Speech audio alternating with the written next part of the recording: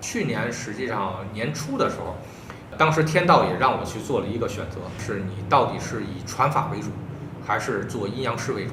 我的自己的选择是什么？是以传法为主，所以我的灵力这些东西几乎现在就转给了我的一些家人。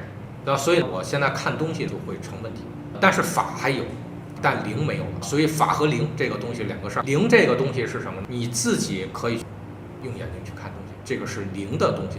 法是什么？是你能不能改变这个世界的一些东西，叫法。所以这是两个东西。但是呢，你不能又能看到那边的东西，你又能说，那你不就谢天机了？所以的话，当时我做的选择是这种样子。所以你看现在，包括看卦什么的，我都是找仙家，比如说让一些家人去看，它是这种样子。